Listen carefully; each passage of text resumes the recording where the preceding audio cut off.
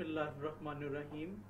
Today I'm going to give you an overview about the HPLC. It is high pressure liquid chromatography and also called as high performance liquid chromatography. What is the purpose for the use of this technique? How it differs from gas chromatography or thin layer chromatography? What are the advantages of this technique? What is the basic about the instrumentation involved in this separation technique? This is what I'm going to explain to you guys.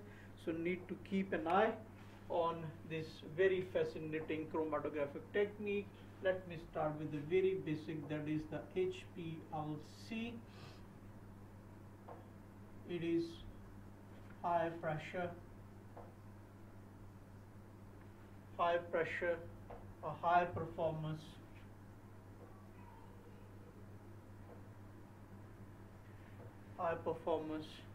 liquid chromatography,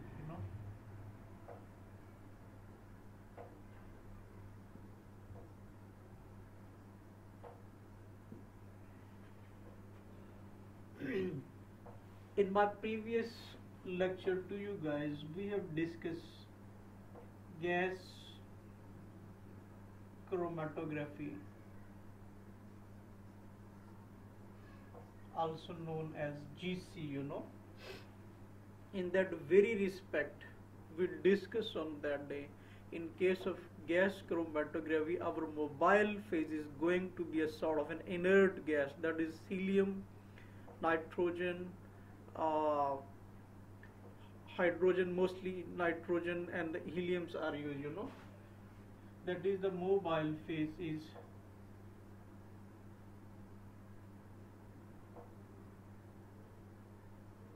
gas, and the stationary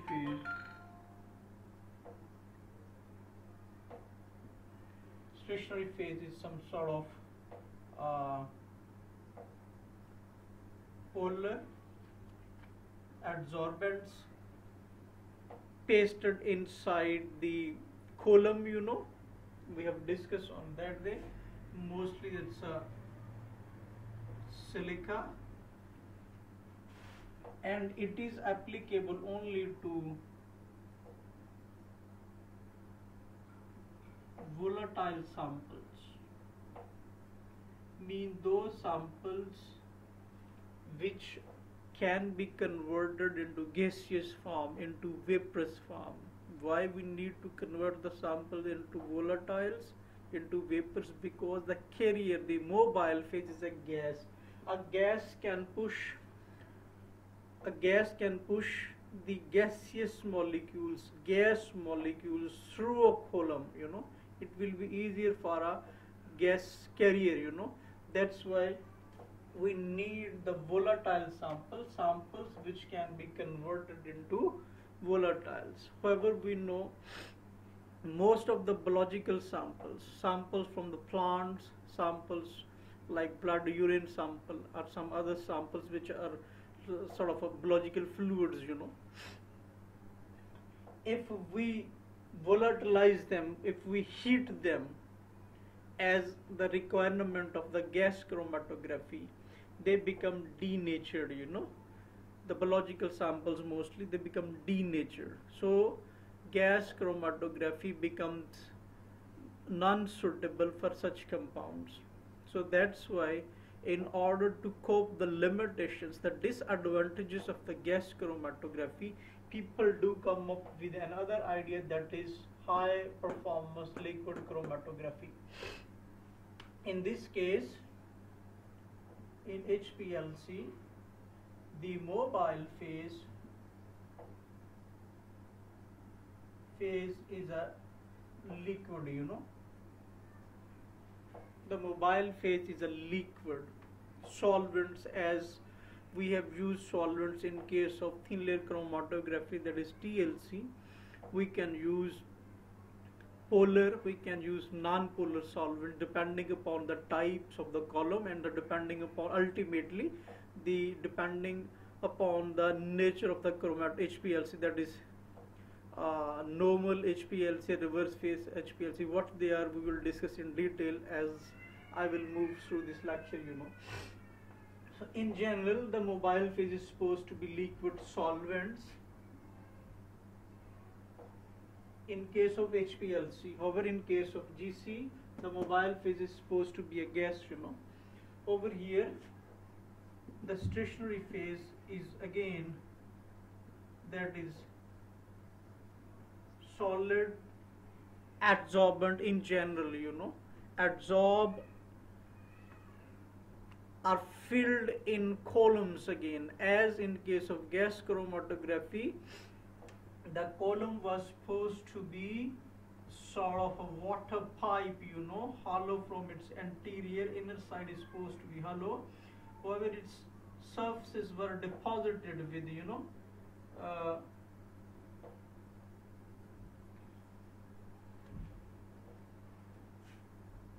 deposited its surface deposited with stationary phase like silica. In case of this body, HPLC, the columns are filled, you know, they are fully filled with stationary phase like silica, and those silica particles are supposed to be very small in size, smaller one, micro size silica, you know, micrometers, you know, the size of the silica particle is supposed to be micrometers. The smaller sizes of the particles of the mobile phase increases the surface area, that ultimately gives us higher resolution, means higher separation of the components, you know. So this is the difference between the HPLC and the gas chromatography. In case of gas chromatography, we are limited to run the samples, as the samples are supposed to be the volatile in nature, you know. In case of HPLC, the mobile phase is again going to be liquid solvents, and the stationary phase is solid, deposited, filled in columns, you know, and those columns are put in cabinets in a form of mesh, in the cabinets which are a part of the instrumentation instruments, HPLCs. So these are the basic difference between the two very important chromatographic techniques. Both have their own advantages, limitations, or disadvantages, you know. So this is how they differ from each other a bit, you know. And then I need to explain the working of the HPLC with a simple show of its diagrammatic scheme, you know. In previous case, in case of GC, we used to have a gas cylinder here, from where the mobile phase used to be pumped into the columns, you know. In this case, we have a solvent reservoir, you know. A solvent reservoir there, because we have a liquid mobile phase, so we are going to have a container, a reservoir of the solvents, which is supposed to act as the mobile phase. Then this liquid is pumped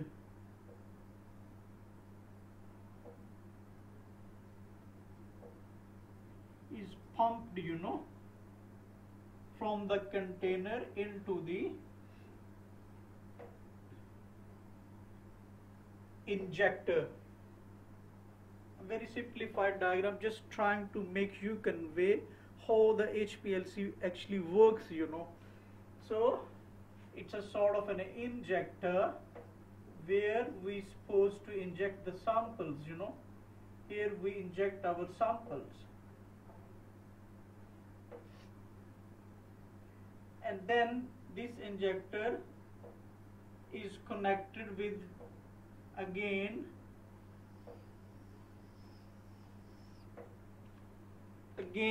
with sort of, you know, with sort of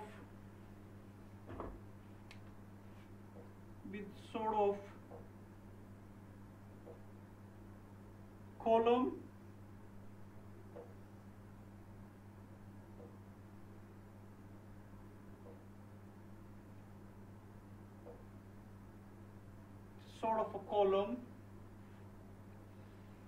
so when we inject our sample into the injector, this sample gets dissolved into the solvent which comes from the reservoir by the pumping action, and there becomes a sort of a mixture, you know, is prepared inside the injector, and then due to the continuous pressure of the pump, it moves into the column, you know, the column which carries stationary phase, and that stationary phase is supposed to be the sort of a silica, you know, we have discussed on that day. The silica's surface carries sort of hydroxyl groups which acts as a polar groups, and they produce resistance for the movement of the polar molecules because of the development of interaction of those polar molecules with these polar groups, you know. Then this column is further connected with detectors, you know, as it was also present in case of gas chromatography GC. It could be a UV visible detector. It can be some sort of other sort of detectors are also available for different types of HPLCs. So detectors can detect those molecules which will come from the HPLC, and after the detection, the signals are sent to the, you know, computer, which converts those signals into peaks. As we used to observe the peak in case of GC, we do observe the same sort of peaks in case of HPLC as well.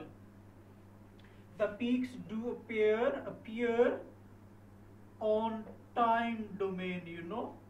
On x-axis, that is supposed to be the time. This is called the retention time. The time, let's say, in how many minutes the peak number 1 appears on the computer, that will be the retention time of the component A.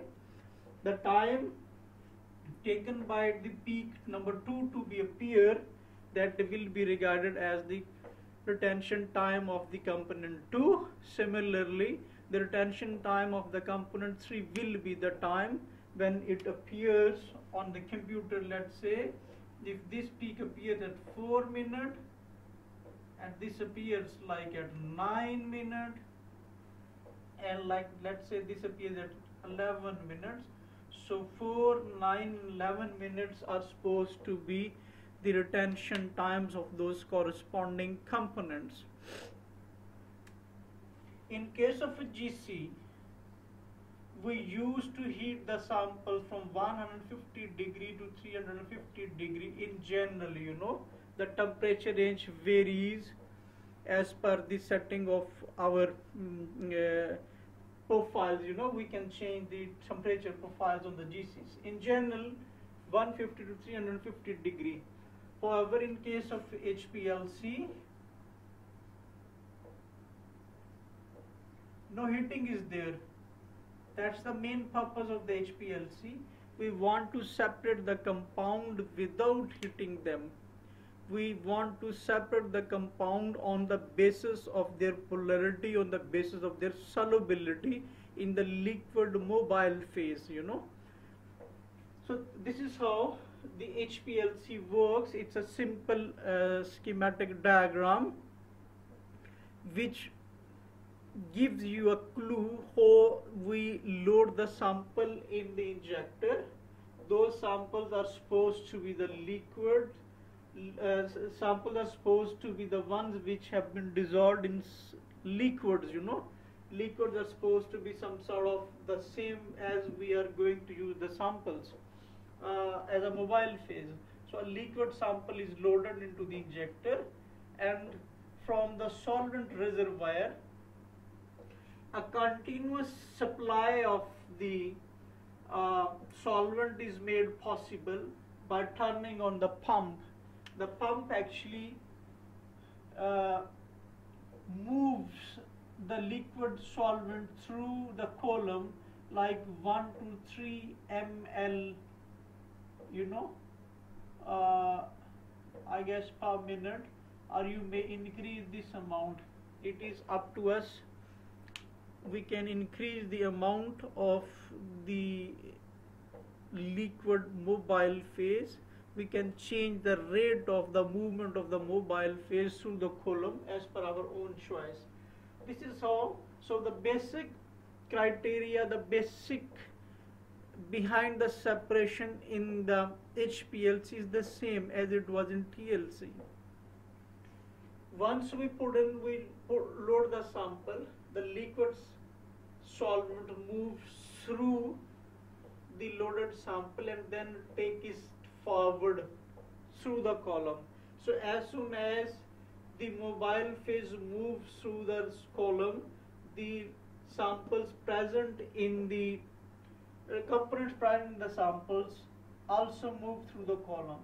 So as per the TLC, in case of HPLC as well, the presence of hydroxyl groups or presence of polar groups on the surface of the stationary phase inside the column, they will be providing resistance. They will retard the movement of the molecules of the components, and the ones which will be the polar, they will lag behind. They will be retained within the column for more time compared to those components, those molecules which are less polar or non-polar.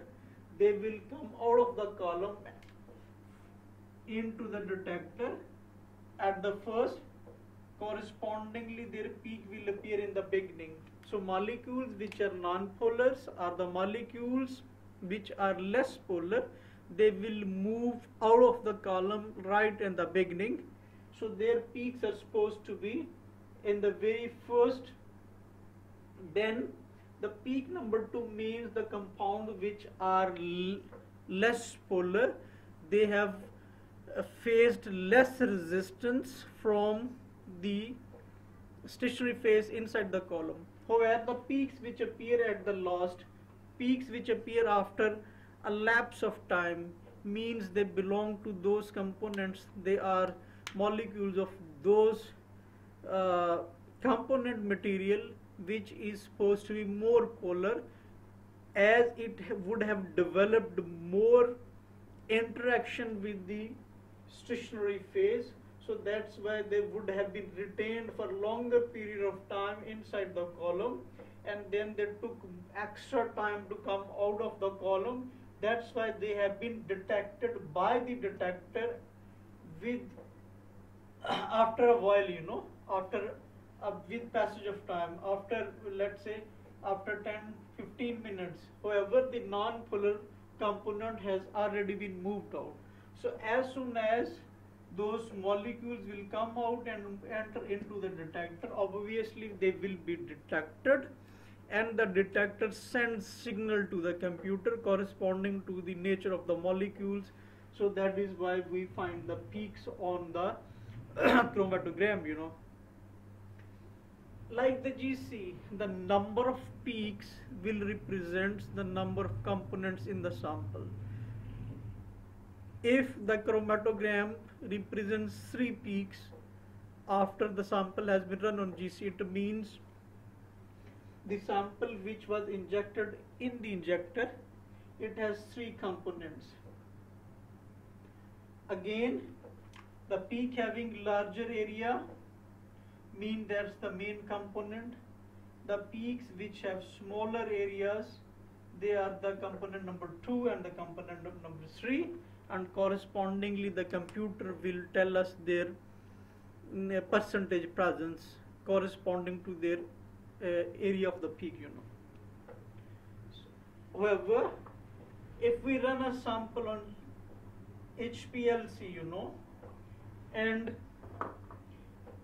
we find out that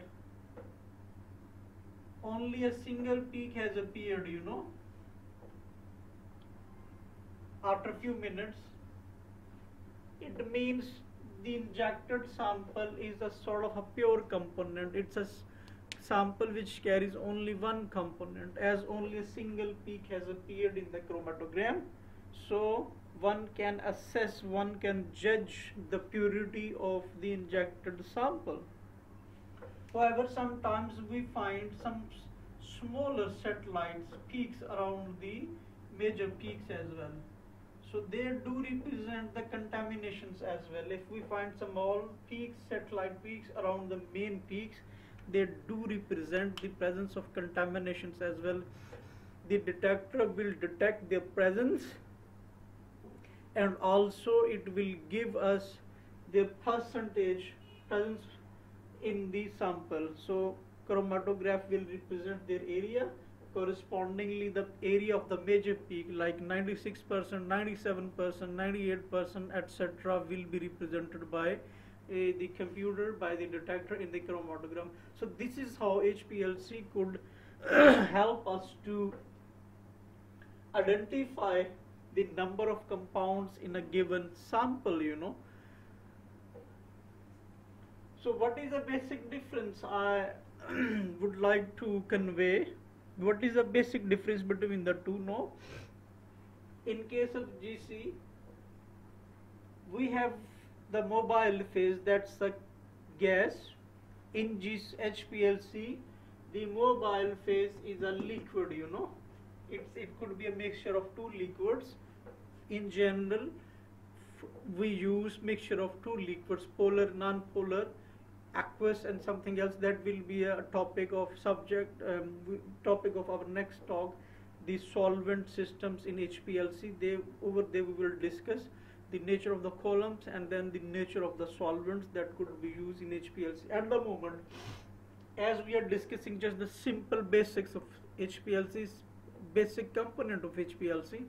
So liquid solvent reservoir has been connected to the injector through a pump.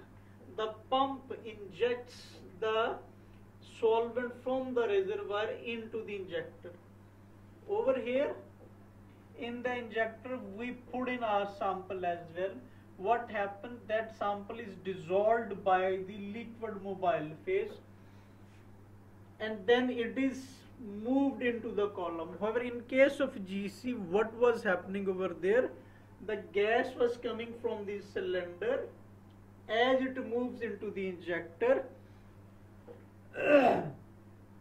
the sample that we inject in the injector, in case of GC, that is supposed to get volatile, you know, that is supposed to be converted into vapors.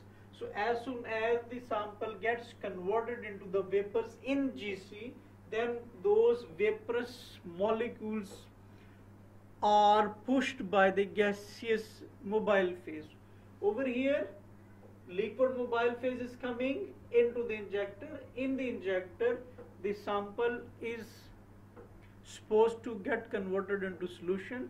Then that solution is moved through the column under the high pressure moving of the high pressure liquid mobile phase, you know. Through the packed column, it will be very hard for the simple liquid to move through. Simple liquid to move through this column will be very hard because it is tightly packed with very small area stationary phase molecules. That's why we need a high pressure pump connected to the HPLC instrument so that it can push the liquid mobile phase through the column. So as soon as the mobile phase is supposed to move through the column, obviously it will push the component of the mixture through the column as well. So as soon as those components move through the column, depending upon their nature, whether they're polar, whether they're non-polar, or they're polar of medium polarity, they have the development of interaction with the polar groups of the stationary phase. So depending upon their nature, either they move out quickly from the column, means when they are non-polars, or they move with after few minutes, or they took some extra time to come out of the column. That represents, that means that those molecules which take extra time, longer time to come out of the columns, it means those molecules are polar in nature. So this is how HPLC actually works. HPLC helps us to analyze the sample, whether the sample carries one component, more than one component, how many components are there. We are supposed to get the same number of peaks in the chromatograms. As per the GC, here as well, the number of peaks correspond to the number of components. The area of the peak correspond to the concentration of the components. So that is why HPLC do help us to analyze, to help us for a qualitative as well as a quantitative analysis of the given samples. So this is the main basic introductory part about the HPLC, high performance, high pressure liquid chromatography, how it can be used for the analysis of the sample, how it differs from the gas chromatography, how it is different from the thin layer chromatography, that is TLC, and what sort of the samples are supposed to be run on GC, and why GC has a limited application, then why we need HPLC in place of GC. So that was the topic of the day. I hope you people have got the basic idea about the HPLC. Next, the topic where we are going to use HPLC for the real-time analysis of the samples. What will be the normal phase HPLC? It's a normal phase HPLC. The one I have discussed today, it is supposed to be a normal phase HPLC where the mobile phase is a sort of a non-polar. However, the stationary phase is sort of a polar, packed inside the column. However, if we use the other way around, we have polar mobile phase and non-polar columns like C18 columns. If we are using those, then the HPLC become a reverse phase HPLC. What is the working difference between the two? That will be discussed in my next lecture. I will analyze the same molecule on the using normal phase HPLC, then we will see the retention time of the component. Then we can run the same compound on the reverse phase HPLC, and then we will see the difference between the retention time. Let's say in normal case the component appears on, let's say, 5 minutes, the retention time of the component is 5 minutes. When the same was run on reverse phase, the time appeared to be 10 minutes.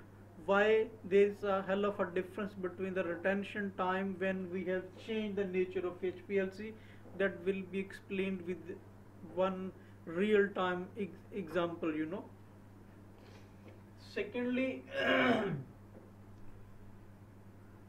what is the nature of the mobile phase in both cases, how we can change the nature of the mobile phases, polar and non-polar, how they could be mixed, how they could help us to achieve higher resolution.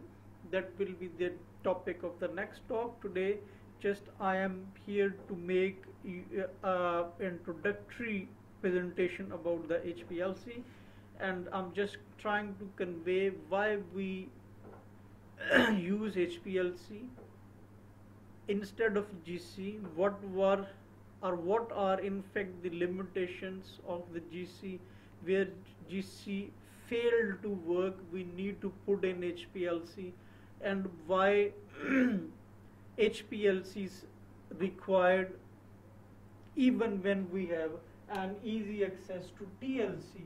How the TLC different from HPLC, or HPLC from different from the TLC. In both cases, mobile phases are liquids, the stationary phases are the solvents. I've given you this technique, gives only clue about the presence of the components. However, it won't give us better resolution, better separation, you know. This is a highly pressure technique, high performance technique. It gives us better resolution due to the involvement of micro sized silica as a stationary phase deposited inside a column. Over here we have an idea, in case of TLC the stationary phase was deposited on the surface of the sheet, you know, aluminium sheet. However, in case of HPLC, the stationary phase is filled inside the column, metallic columns, you know. So this is all about HPLC. If you have any comment, if you have any question, you may ask me. You can write your comments and your questions in comment area, or you can approach me via email. I will be happy to respond at the earliest possible. Thank you very much for your time, please. Assalamu alaikum.